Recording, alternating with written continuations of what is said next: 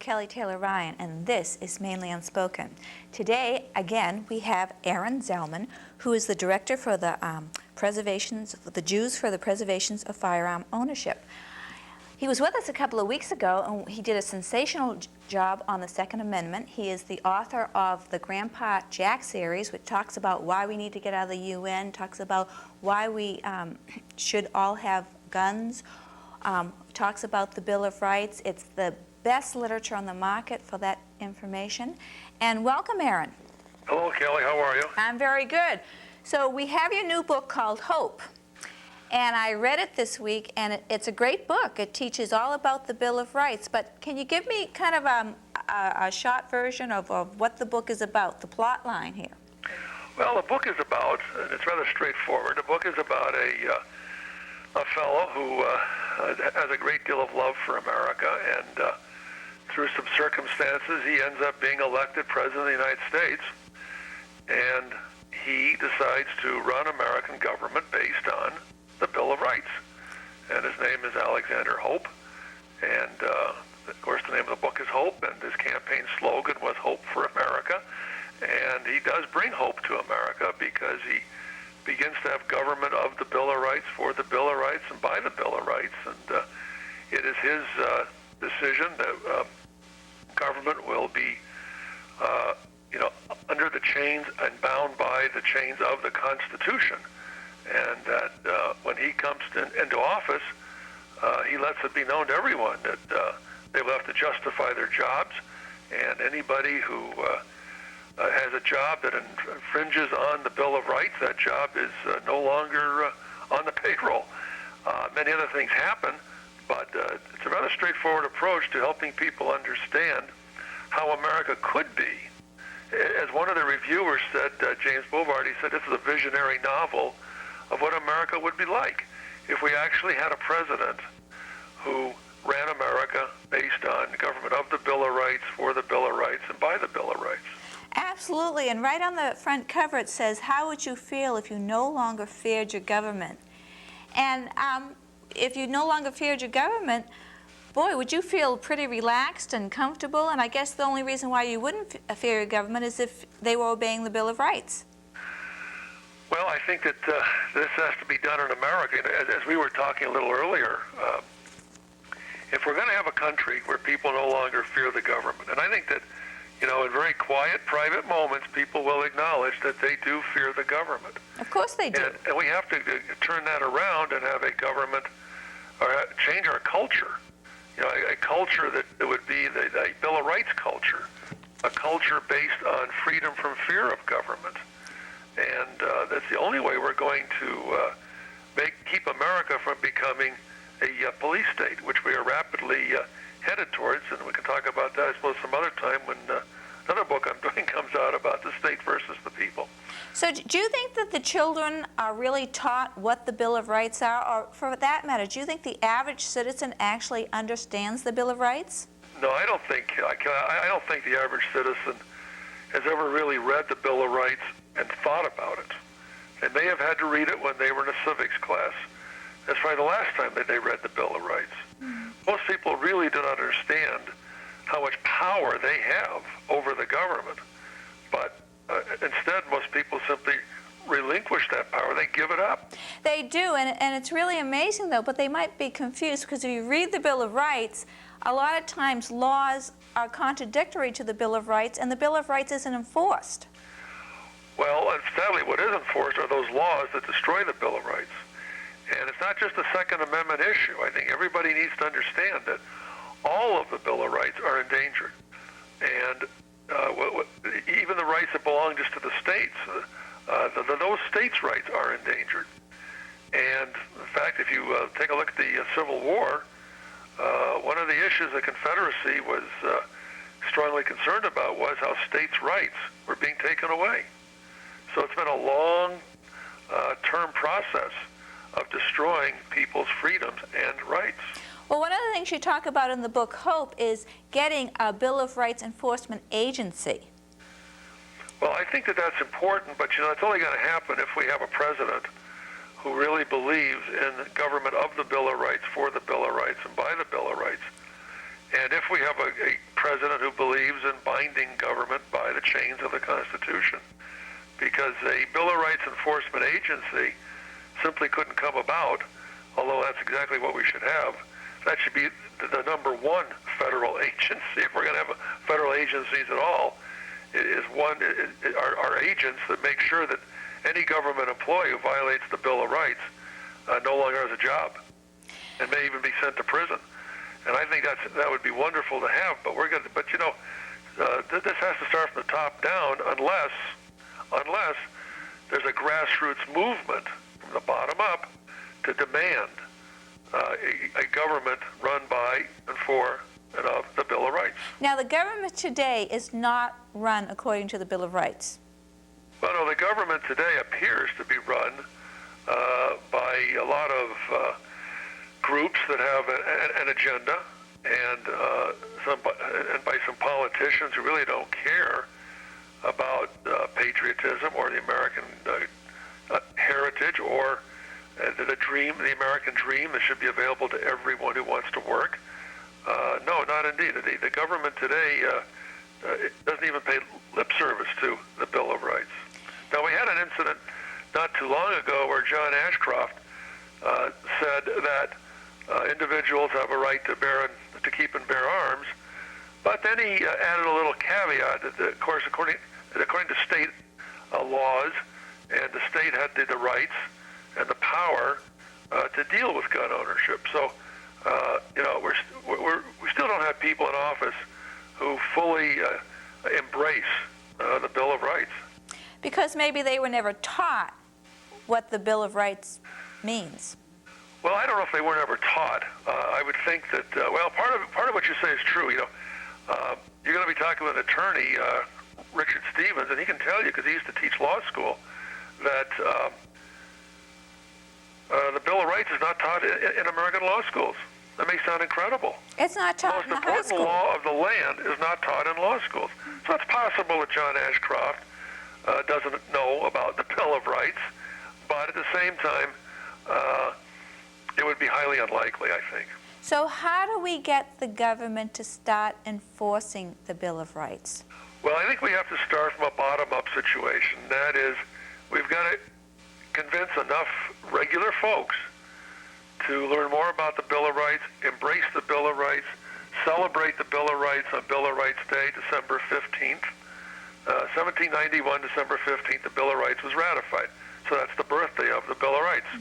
I understand it's your birthday, too, so happy birthday in advance. Thank you. And we need to encourage lots of folks to embrace the Bill of Rights and demand strict Bill of Rights enforcement. Well, that's really hard, especially let's take the First Amendment and the press. A lot of people are just, we'll have mayors that will just say, no, you cannot show this show until I see it, or no, you're not going to print that article in the newspaper or you lose your job. It's very hard to enforce these rights. Well, it's hard to enforce the rights because people have allowed it to become hard.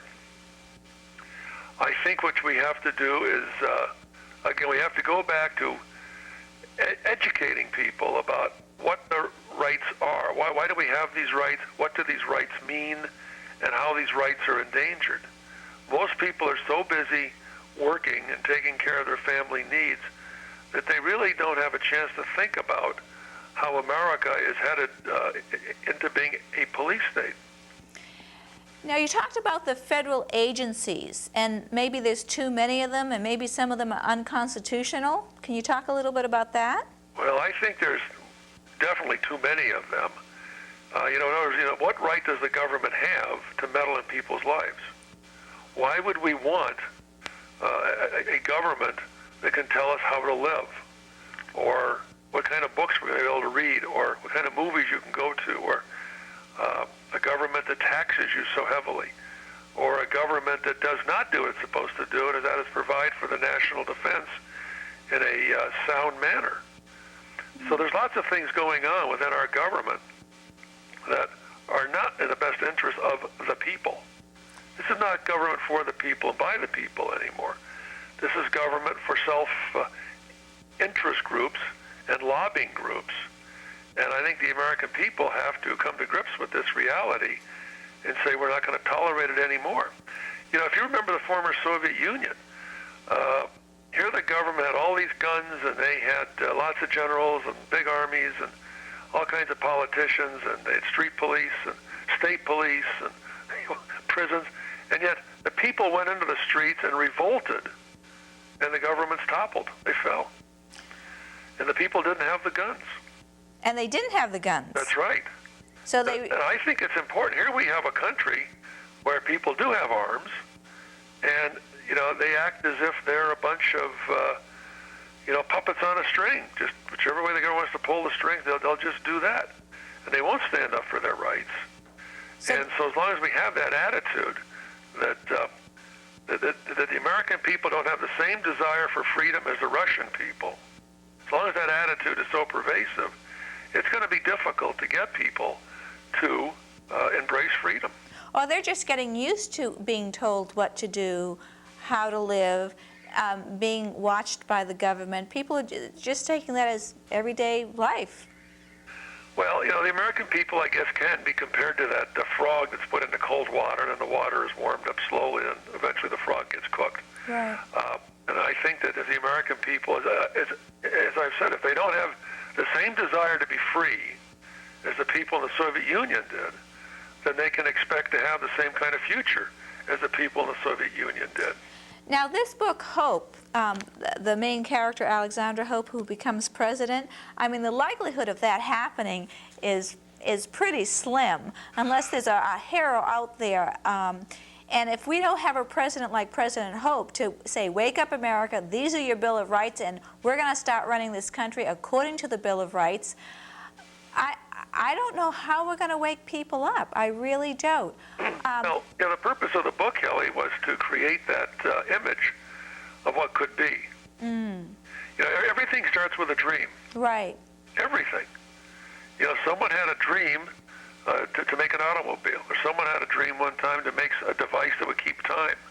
It all starts with a dream. So you think that maybe... So we have to plant the seed to get people to dream a little about freedom and to want it so badly that they will get involved in the political process, if you will, or in the educational process, or, you know, in whatever it takes, in the publicity process, or whatever's going to be, whatever it needs to be done to create this Bill of Rights culture. A culture is based on freedom, not based on government dictates. Okay, so you want people to start talking about the Bill of Rights. You want them to start celebrating the Bill of Rights. You want them to start understanding it and demanding their politicians run the country according to the Bill of Rights. Well, I also would like to see people embrace the Bill of Rights. You know, you have to remember that after the revolution was over with, there were folks who would not sign on to the newly written Constitution because it didn't guarantee certain rights. And there would not have been a Constitution had it hadn't been for the adoption of the first 10 amendments, known as the Bill of Rights. And if you read the preamble to the Bill of Rights, it makes it very clear that these are further declaratory clauses limiting the power of the newly formed government. And it's important that people decide that they want freedom instead of more government, that they want to be left alone instead of being viewed with cameras now and fingerprinted, and every time they go on an airplane being searched from top to bottom. And or as one of the characters in the book said, you know, Faith Ann, she was talking about getting on the plane, she used the comment, you know, your orifices, please. And I think this is what's going on in America. It's just constant snooping by the government. And I don't think most people realize just how strong and pervasive the government is in this country. I think they do. I think they're just used to it. I don't think they remember a different way of life. Maybe our grandparents do, or our great-grandparents. Well, I certainly do, and I'm only in my 50s, but I was raised in the Arizona desert where, you know, it was a very different environment. And, you know, most people might be appalled to think that you could walk into stores back then and buy any kind of gun you wanted on the rack. You could buy guns through the mail. Most people don't even realize you have mail-order guns in this country. You could buy firearms through the mail. There were all kinds of freedoms. You did not have all of the taxes we have today. you had the freedom to just do many, many different things that you wanted to do. And I think most people just simply don't believe it ever happened, but that's the way America used to be. And certainly there was even more freedom before I was even born in the 40s. So, and even back, if you go back to the Roaring 20s where we had the Prohibition, people, the people of the United States said no more to Prohibition. They told the government they can take their law and put it where the sun doesn't shine. And sure enough, the government had to back down. So it really is a matter of creating a desire amongst the American people to say no to government, no to oppressive government, and yes to freedom. So if people will demand, the government will respond. You got to remember that if people decide they want freedom, there are people out there who will run for public office, who will help bring about a change in government, a government based on the Bill of Rights. Just like the Bill of Hopes, right? There's a great quote you have in the book: "An armed society is a polite society." Oh, absolutely. If you look at states that have, people who carry guns with them wherever they want to go, I mean, there's a lower crime rate. Yeah. The other thing, criminals don't like being shot for some reason. It does not agree with them. The other thing that Alexander Hope keeps on talking about in every time he talks to the people is jury nullification, and I don't think anyone knows about jury nullification. You want to talk a little bit about that? Well, some people do. There's a wonderful organization called FIJA, and FIJA works with helping people understand that as a juror, you have the right not only to examine the facts of the case, but to examine the law itself, to judge the very law itself. And there are many people who've cried after a verdict has been handed down by a judge because they didn't want the individual to be punished so severely. But they didn't understand that they as an individual had the right to judge the very law itself. And they could have said no to this. And they could have voted for the person to be innocent instead of guilty. So that's kind of like the judges don't want the jurors to understand jury nullification. The Fully Informed Jury Association is what FIJA stands for. And I believe they're in Montana. But we also have a little Grandpa Jack booklet on our website called Can You Get a Fair Trial in America? And our website is jpfo.org. And you can get that little booklet there for $3, I think. But the point is that if people could help take this country back and make it a Bill of Rights country if they knew more about jury nullification. Judges fear jury nullification. And if the law fears something, then it must be something good about it. Okay.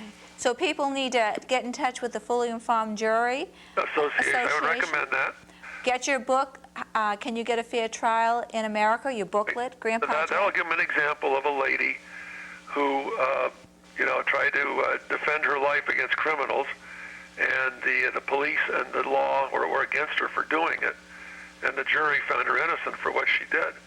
And so it's a story, but it would help people understand the concept of jury nullification. And it's an old and tried and true idea. I mean, it's been around for a long, long time.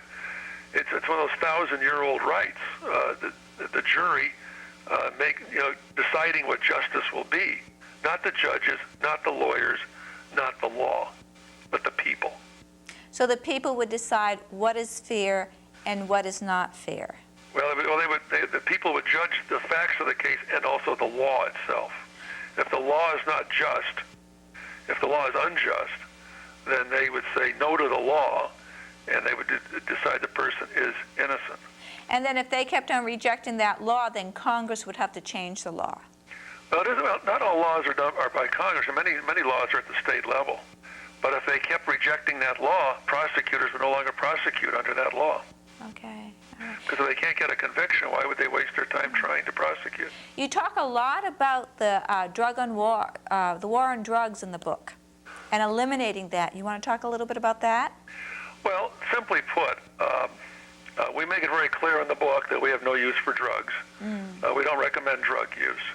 But we think the greater evil is the destruction of the Bill of Rights. The war on drugs has become the war on the Bill of Rights. And we do ask a question that I would like everybody in government to answer, and that is, what right does the government have to tell people how they will medicate their bodies? Right. What right does the government have to dictate what you will or will not put in your body? It is your body. You're not state property, although the government would like it to be that way. You are not state property. When I was in the military, I was with the Marine Corps during the Vietnam War. If you got a sunburn, you could be court-martialed because you were military property. You were damaging military property. Wow. Well, we're not in the military now, and we don't want to have a situation where you're state property. So what you do with your life and your body is your business. It may be something awfully stupid in taking drugs, but you have a right to be stupid. Right. And so I think that within the book we talk about how the war on drugs is not a solution to a problem. All it does is just build the police state. Well, talk about that police state. We started off with the Bill of Rights when the country was found. People wanted their freedom. They wanted to be responsible for their own lives. There were certain things that were wrong, like murder or rape or stealing. I mean, everyone knew that. So everyone took care of their own business, was responsible for their own families, but respected their neighbors. And now layers and layers and layers of laws have come upon us, and we don't have a free society anymore. We're not even, the Bill of Rights isn't even enforced anymore, and we're going to a police state. And what does that mean? Well, let me give you, let me answer. That's a great question. Let me give you an answer. I think that a lot of our problems started, and I've talked to my dad about this because he's a World War II veteran. I've talked to my father-in-law who's a World War II veteran. When these guys fought the Great War, when they came back, and then they fought a war to preserve the American way. And that American way was the Bill of Rights, the Constitution, freedom from fear of government. But when they came back, they didn't. They stopped fighting. They decided to turn everything over to the politicians, and they just wanted to get on with their lives and get their GI Bill and go ahead and make something out of their lives. And they did a great job, and I'm very appreciative of all of them. But, I must tell every World War II veteran, you let the country down a little by not paying attention to the damn politicians and how they have ruined this country. Now, with that said, we have these problems in America because people are not controlling the politicians. The politicians are controlling people. You got to remember that this whole country, when we first had legislators in America, they were citizen legislators. They were farmers, merchants, what have you, and they would go off to the state legislature or to the federal legislature, and they would be there for just a restricted period of time to take care of the nation's business or the state business. Then they would go back to their farms or to their businesses. The worst thing we've ever done in America, I think, is have full-time lawmakers. When you give somebody a full-time job to do something, they have to justify their job, therefore they look for things to do. So I think one of the things we should seriously consider is getting back to legislators being a part-time job, and you better have a decent job to support yourself, because there isn't a politician in America that's worth the kind of money they're getting, that's along right. with the pensions That's right. that are provided for them, number one. Two, I think that we have to have people really become more involved and much more educated in how the country, it should be run, how the country is being mismanaged at this point in time, and become more actively involved. If we don't do those two things, I don't think there's much hope for America. Unless we get somebody like Alexandra Hope. Well, that's only going to happen from the bottom up, I'm afraid. Yeah. You got to remember, it was his students who encouraged him to run, and it was, he was an underdog all the time during the political race. That's right. The election, but some things happened in there which were, could happen, although we don't expect to happen all the time. But he got into office, but he understood the roots of what made of America. He understood where he came from. He understood what was really important, and he understood what was wrong. And Alexander Hope, by the way, was a businessman. We should tell people that. He's a self-made billionaire. And he understood how corrupt government can be, government officials, police officials. He understood the income tax scam, and he fully understood it. He certainly paid enough into it. So the point is that, I think also we need to get someone from the business community to really become interested in cleaning up America, because professional politicians who've never really met a payroll, who have never really worked, are really of no value to society. They're parasites. And if we don't change this, if we don't change the culture, if we don't change the way people are thinking, our country is no longer going to be the country that our founding fathers started for us. Oh, there's no doubt about it. I mean, an awful lot of blood has been shed so that people can sit on their backsides and watch the boob tube. But, there's got to be more to life than just doing that. And, crack open some books and start reading about what America really could be like. But again, we have to embrace the Bill of Rights if we're going to accomplish anything at all. But I don't think that not only does the average person not understand the Bill of Rights, not only does the average person not demand that the government obey the Bill of Rights or enforce it, but I don't think the average person actually understands what a police state is and how it could happen sometimes overnight, and that we're leading that way. Oh, there's no doubt the average person does not understand that, Kelly, because there would be, millions of people saying no to many of the laws that have been passed in this country. So, yes, you're right. I mean, it happens slowly, and, there's an old expression about how the road to hell is paved with good intentions. Right. Well, there's lots of people who have had good intentions, and so they claim, but their policies bring us a great deal of despair and a loss of freedom. Okay. Oh, Aaron, we only have about 2 minutes left. What would you like the audience to remember? Well, I think the audience has to remember, if you really, if you don't want to fear your government anymore, then you have to embrace the Bill of Rights. You've got to make sure everybody embraces the Bill of Rights. You've got to judge politicians, in my opinion, this is strictly my opinion, on how well they embrace the Bill of Rights. Because if they don't embrace the Bill of Rights, if they don't embrace freedom, why would you expect them to do anything to bring freedom to America? Right. I think it's so important for people to make that decision. This is how they're going to, from this moment on, judge politicians in America, judge federal or state or city or county or town employees. And I would encourage people to push for Bill of Rights Day celebrations throughout their communities. They can go to our website, again, jpfo.org.